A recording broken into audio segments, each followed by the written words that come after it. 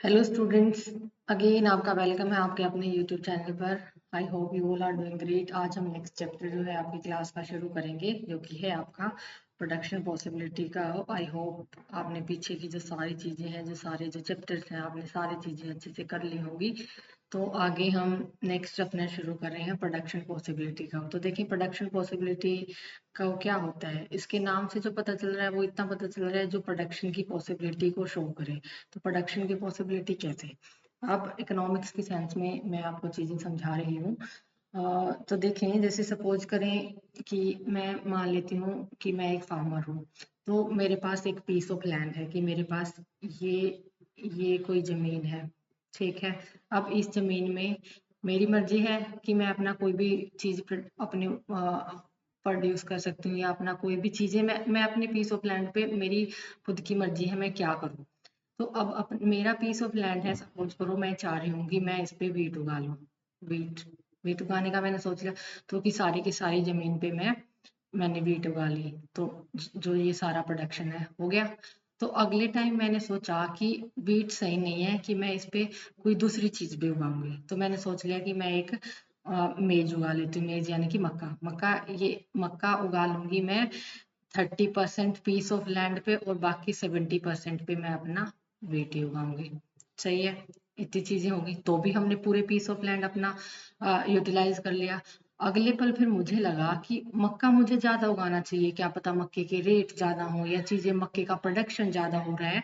तो मैं ऐसा सोच सकती हूँ कि मैं तो 50% पे मक्का लगाऊंगी और 50 पे ही हम वेट करेंगे। ठीक है। उसके बाद हम ऐसा सोच सकते हैं कि नहीं, वीट का तो हम और भी कम करेंगे, क्योंकि इट्स लाइक कि मक्का से क्या पता मुझे और ज़्यादा बेनिफिट मिल रहा हो, वो मेरे लिए और ज़्यादा यूटिलाइज हो। तो मैं ऐसा कर सकती हूँ कि जो मक्का मैं 70% उगा लूँ, और अपना आपका जो वीट है वो आपका 30% रह गया। उसके बाद से एक अनदर पॉसिबिलिटी भी हो सकती है कि मैं सारे पे ही मक्का उगा लूँ, और मैं वीट यहाँ पे जीरो उगाऊं। उगाऊं ही ना, जीरो उगाऊं मतलब क्या होता है, उगाऊं ही ना।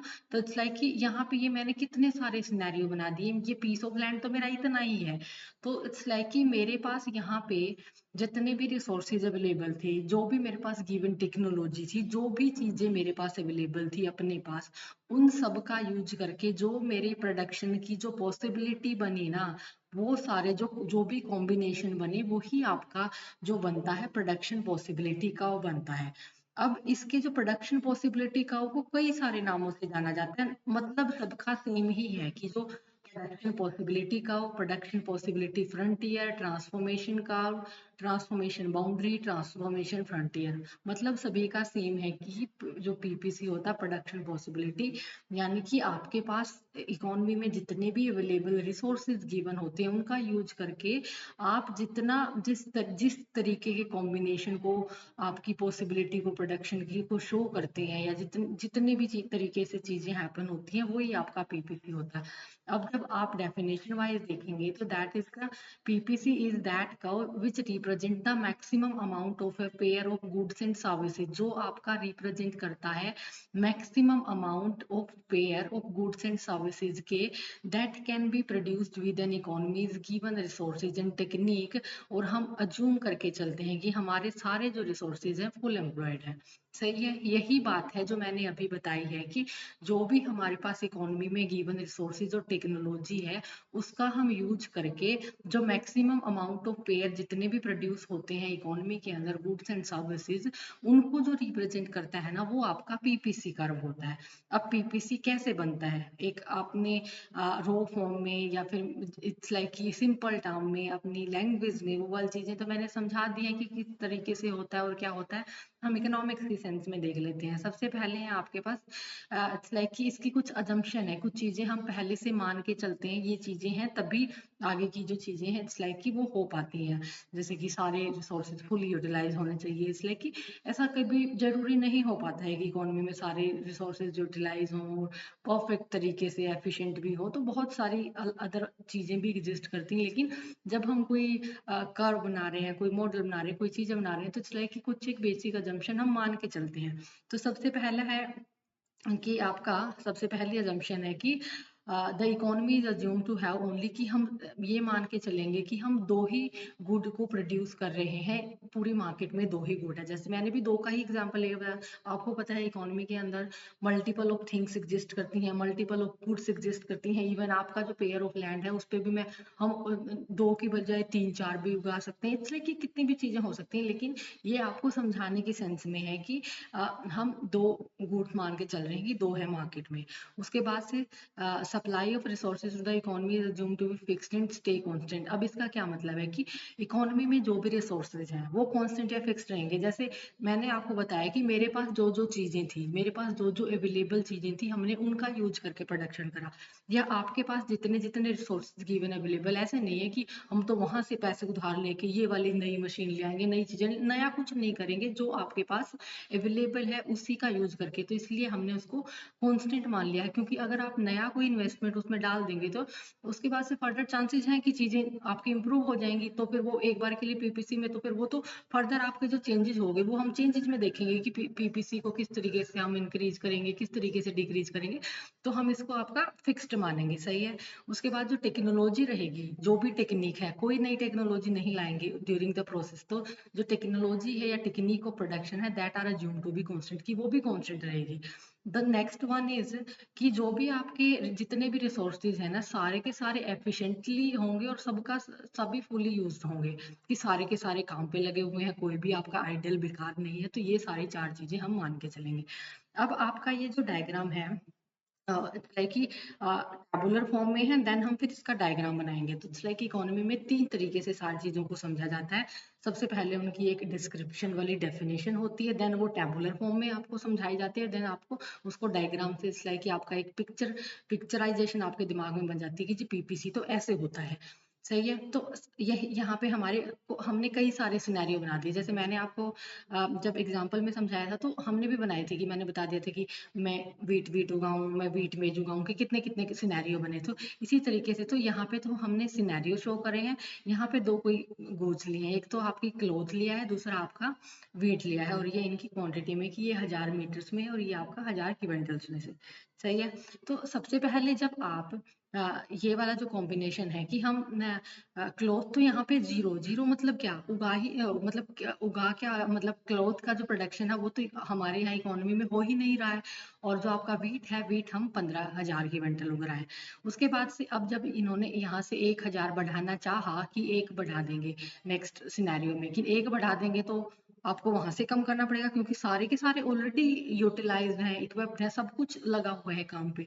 तो यहाँ पे एक बढ़ाने के लिए आपने यहाँ का एक छोड़ दिया, 1000 यहाँ के कम कर दिए, तो ये 1 और 14 का कॉम्बिनेशन। अगले सिनेरियो में कि नहीं जी हम तो और भी बढ़ाएंगे, कि हम क्लॉथ का प्रोडक्शन ज्यादा इंप्रूव करना चाहते हैं। तो तीसरे सिनेरियो में आपका क्या हो गया कि 1000 से आपका 2000 हुआ, यानी फिर भी 1000 का ही आपका इंक्रीज हुआ। लेकिन अगली बार क्या हो गया कि यहाँ पे आपको 2000 छोड़ने पड़े हैं, पीछे आपने 1000 ही छोड़े थे, अब आपने 2000 छोड़ने पड़े हैं। तो अब ये वाली चीजों का क्या मतलब बनता है, ये वाली चीजें मैं आपको आगे बताऊंगी। तो अभी जैसे आगे फिर आप अगले सिनेरियो में ये चाहें कि नहीं जी हम तो एक और 1000 बढ़ाएंगे, अगले बार आपको यहाँ से 3000 छोड़ने पड़े हैं।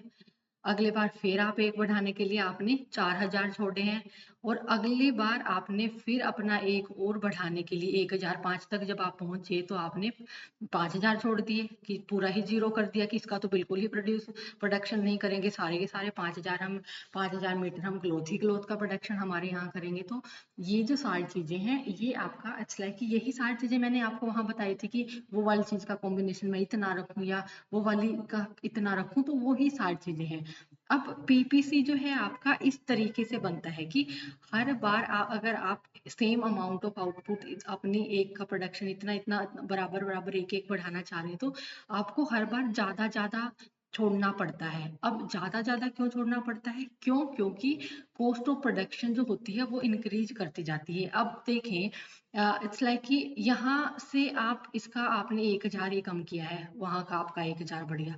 अगली बार आपने फिर इसका 1000 बढ़ाया तो वहां पे आपने 2000 छोड़े हैं, क्योंकि जो आपका प्रोडक्शन के जो भी अवेलेबल रिसोर्सेज होते हैं या प्रोडक्शन की जो भी टेक्निक आपकी जो भी यूज कर रहे हैं, सपोज करें आपका जो लेबर होता है, तो उनकी जो स्किल जो होता है वो एक प्रॉपर तरीके से इक्वली मैच नहीं कर पाती है। क्या पता वो वीट के प्रोडक्शन में तो बहुत अच्छे हों और क्लॉथ में वो उस तरीके से अच्छे नहीं हो। इट्स लाइक कि वो चीजें ऐसा नहीं होता कि आपने वहां से 1000 छोड़ा है तो वो वहां पे उतना ही देंगे, तो वो जो एक मिसमैच आता है ना, इसके कारण से जो ये टेक अब हमारी जो कॉस्ट है वो इंक्रीज होती जाती है कि हमें हर बार ज्यादा छोड़ना पड़ता है एक एक पाने के लिए। सही है।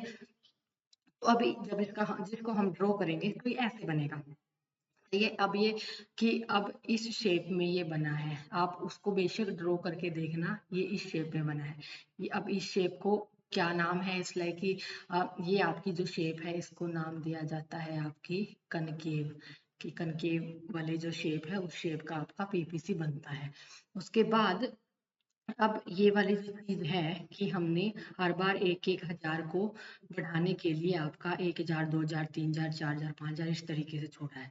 इसके बाद एक और कंसेप्ट आता है, मतलब कि ये बताने से पहले कि इसका जो ये स्लोप होता है, ये डायग्राम जब आप उस टेबल से बनाएंगे तो इसी में बनेगा। एक साइड आप अपना क्लोथ ले लेंगे, यहाँ पे आप वेट ले लेंगे, तो उस तरीके से वो सारे पॉइंट सारे सिनेरियो डालेंगे तो इस शेप का बन जाएगा। उसके बाद जब आप ये स्लोप का जो नाम है वो क्या होता है, स्लोप क्या दिखाता है, उससे पहले एक कंसेप्ट होता है आपका अपॉर्चुनिटी कॉस्ट। अपॉर्चुनिटी कॉस्ट होता है कि आप किसी एक चीज को पाने के लिए क्या छोड़ रहे हैं। सिंपल टर्म में यही होता है कि अ, आप क्या छोड़ रहे हैं किसी दूसरी चीज को पाने के लिए। इट्स लाइक कि एग्जाम्पल से बताती हूँ, जैसे आपके पास कोई दो जॉब अवेलेबल है, दो जॉब ऑफर अवेलेबल है। एक में आपकी सैलरी तो आपको जो मिल रही है दैट इज 50,000, दूसरे में आपकी जो है 40,000 है। आपका जो रैशनल डिसीजन होगा आप हायर वन की तरफ ही जाएंगे, ऑब्वियस सी बात है। आप 50 वाली चूज कर लेते हैं। अब जब आप 50 वाली चूज कर लेते हैं, आपने क्या छोड़ा है, 45,000 वाली छोड़ी है। जो 45,000 वाली छोड़ी है ना, वही अपॉर्चुनिटी कॉस्ट है कि आपने वो 50 वाली पाने के लिए 45 वाली छोड़ दी। दैट इज की आपकी अपॉर्चुनिटी कॉस्ट। और वैसे बहुत सारी जो चीजें होती हैं कि हमारे पास कोई कोई चीजों के दो ऑप्शन अवेलेबल होते हैं, आपको जो चाहिए होती है आप उनमें से एक पे ही आपने डिसीजन ऑप्ट करना होता है, तो दूसरी जो छोड़ उसकी जो वो जो छोड़ दी ना वो उसकी कॉस्ट आती है, तो वही अपॉर्चुनिटी कॉस्ट होता है। उसके बाद दो चीजें होती हैं, एक मार्जिनल अपॉर्चुनिटी कॉस्ट और एक मार्जिनल रेट ऑफ ट्रांसफॉर्मेशन। अब मार्जिनल अपॉर्चुनिटी कॉस्ट क्या है, ये देखिए ये टेबल। मार्जिनल अपॉर्चुनिटी कॉस्ट ये है कि ये जैसे 1000, 2000, 3000, 4000, 5000 कि हर बार आपने एक एक एक्स्ट्रा पाने के लिए क्या क्या छोड़ा है, 1000, 2000, 3000, 4000, 5000। और मार्जिनल रेट ऑफ ट्रांसफॉर्मेशन क्या है, आपने किस रेशियो में छोड़ा है। जैसे कि वन है, यहाँ पे 1000 वाला वन है रेशियो, वहां पे भी 1000 है। अब अगला फिर 1000 हमने बढ़ाना चाहा तो हमने छोड़े हैं जी 2000। अगला फिर 1000 हमने बढ़ाना चाहा तो वो रेशियो में जो दिखाए 3000, 4000, 5000 तक जाएगा ये। सही है। तो ये हो गया आपका मार्जिनल रेट ऑफ ट्रांसफॉर्मेशन। अब आप ये कह देंगे कि ये तो हमारी टेबल में था ही। अब जब ये आपकी टेबल में था ही तो ये जो आपका होता है, ये जो ये इसी से बनता है, ये इसका स्लोप होता है MRT, marginal rate of transformation. अब ये कैसे निकलता है, रेशो वाला जो चीजें हैं कैसे निकलते हैं, ये होता है change in sacrifice over change in gain. अब ये कैसे कि हर बार देखें, यहाँ पे आपने कितना सेक्रीफाइस करा है, 14 माइनस 15 डिवाइड बाय यहाँ पे 1 माइनस 0, तो -1 की एक एक का आपने -1000 का, ये 1000 में ही है, -1000 का आपने सेक्रीफाइस करा है, तो ये आ गया। तो वन जैसे 1000 रेशो 1000, तो इसी से बना है ना ये, क्योंकि ये -1 का आपका सेक्रीफाइस आ गया। उसके बाद से अगले बार आपने फिर 1 का, तो यहाँ पे क्या निकलेगा, तो 12 माइनस 14 डिवाइड बाय 2 माइनस 1, तो ये आपका हो गया -2/1, तो ये -2000 हो गया। तो आपको पता है कि 2000 का ही आपने सेक्रीफाइस किया है। तो इट्स लाइक कि ये इस तरीके से आपका बनता है। आपको मेन याद रखना है कि पीपीसी का जो डायग्राम है ये किस शेप का होता है जी, कनकेव शेप का होता है। ये इसका स्लोप क्या होता है, MRT होता है। अब दो और मेन चीजें, कई बार क्वेश्चन मतलब डायरेक्ट जब आता है तब तो यही आता है कि पीपीसी का स्लोप क्या है और इट्स लाइक कि इसका स्लोप जैसे MRT MRS कई सारे ऑप्शन दे देगा, तो उसमें MRT जो होता है वो स्लोप है, या फिर किस शेप का है, ये वाली शेप का है, ये वाली चीज़ दे देगा। लेकिन कई बार कि इस तरीके से अगर ये लिख दे कि MRC आपका क्या नाम है, अगर कांस्टेंट उनका वो होता है सेक्रीफाइस वर्सेस गेन की कांस्टेंट, अगर MR ये वाला जो है ना, ये आपका इंक्रीजिंग आया। इंक्रीजिंग कैसे कि हर बार, इंक्रीजिंग कैसे कि हर बार आप एक के लिए हर बार आप इंक्रीज करते जा रहे हैं, 1,000 2,000 3,000 4,000 5,000, यानी कि आप जो आपका जो सेक्रीफाइस हो रहा है वो इंक्रीजिंग सेंस में हो रहा है, यानी कि यहाँ पे MRT का जो स्लोप है आपका इंक्रीजिंग है। सही है। ये कह दे कि अगर MRT का स्लोप आपका कांस्टेंट हो तो then what will be the shape of MR, वो आपका PPC। तो PPC की शेप क्या बनेगी अगर आपका MRT कांस्टेंट है।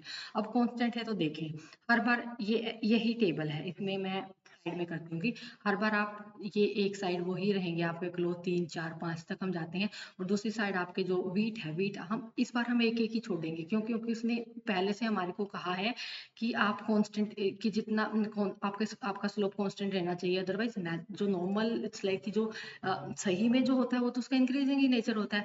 लेकिन अगर ये कोई कंडीशन देके कह दे तो ये इस तरीके से, अभी जब ये इस तरीके का ड्रॉ होगा तो दैट डज मीन कि ये फिर आपका स्ट्रेट लाइन बन जाएगा। तब अगर ये कह तो फिर कह दे कि PPC आपका कैसे शेप का बनेगा, कह देंगे जी स्ट्रेट लाइन बनेगा। सही है।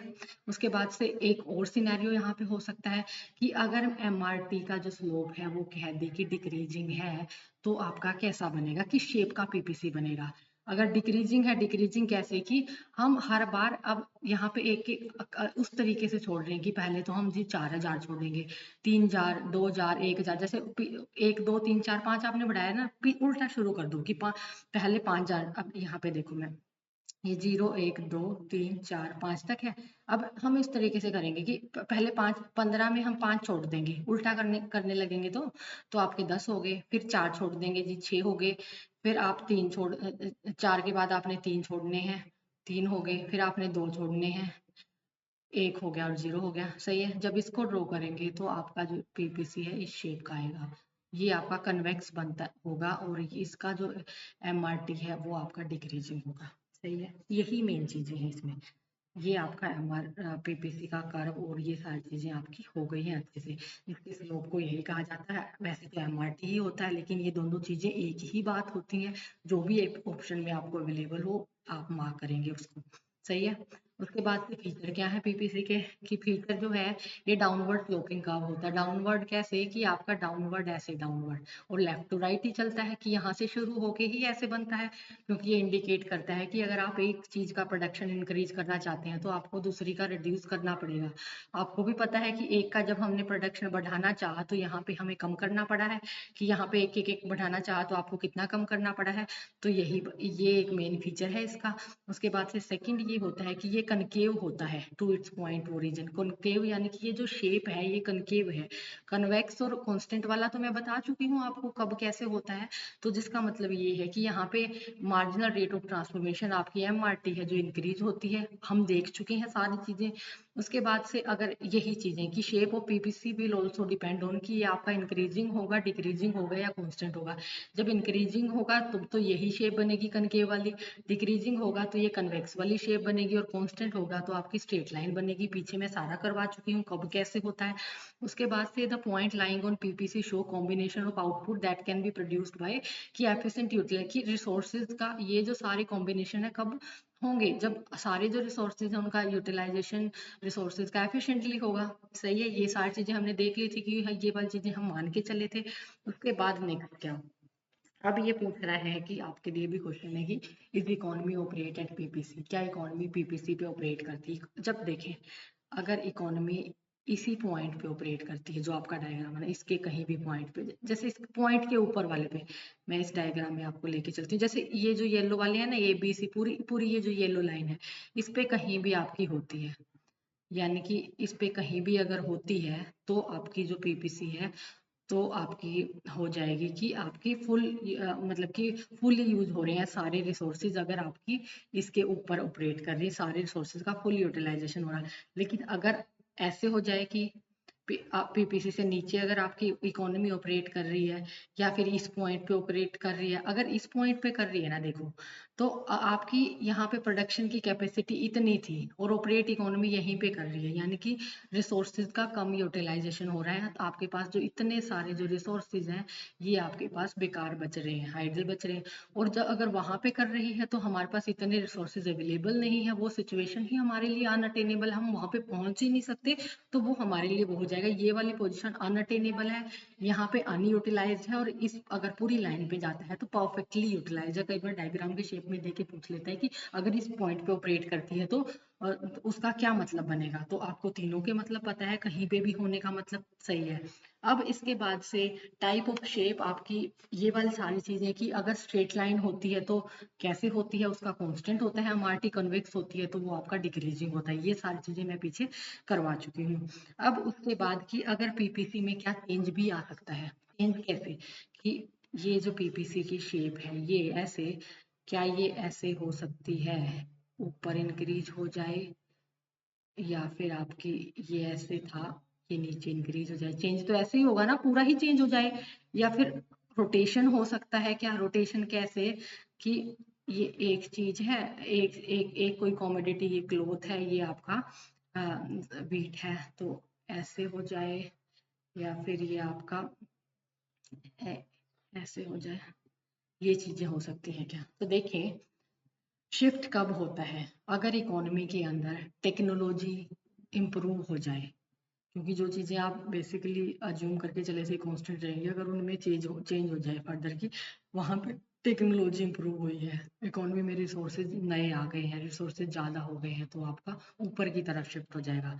अगर इकोनॉमी में रिसोर्सेज पहले से भी कम रह जाए और इकोनॉमी में सारी क्या नाम है टेक्नोलॉजी पहले से भी पुअर हो जाए, तो आपकी पीछे की तरफ आ जाएगा।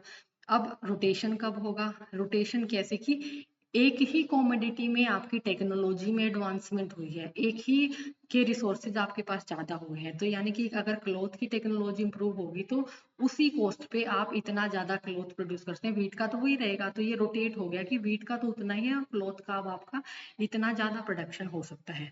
और सेम अगर वीट वीट के ही आपका टेक्नोलॉजी में चेंज आ जाए, वीट के प्रोडक्शन की टेक्नोलॉजी में कोई और नई चीजें आ जाए, नया कोई फर्टिलाइजर आ जाए, नई चीजें हो जाए, तो वीट वीट का बढ़ जाएगा, क्लॉथ का उतना ही रह जाएगा। तो ये इस तरीके से आपका रोटेट कर सकता है। उसके बाद से using PPC as a central tool to explain central problem, ये आपके काम का नहीं है, क्योंकि सेंट्रल जो प्रॉब्लम है वो हम ऑलरेडी डिस्कस कर चुके हैं, और सेंट्रल प्रॉब्लम में उससे ज़्यादा कुछ आता नहीं है कि तीन आपकी कौन कौन सी मेन सेंट्रल प्रॉब्लम होती है और उनमें क्या होता है। तो इट्स लाइक कि जो जितना आपके काम का है, जितना आपको करने के लिए इम्पोर्टेंट है, मैं आपको ज़्यादा अच्छे से कोई कुछ नहीं करवा रही हूँ, क्योंकि आप बच्चों के लिए भी ज़्यादा हो जाएगा, आप ऑलरेडी पहली बार कर रहे हैं।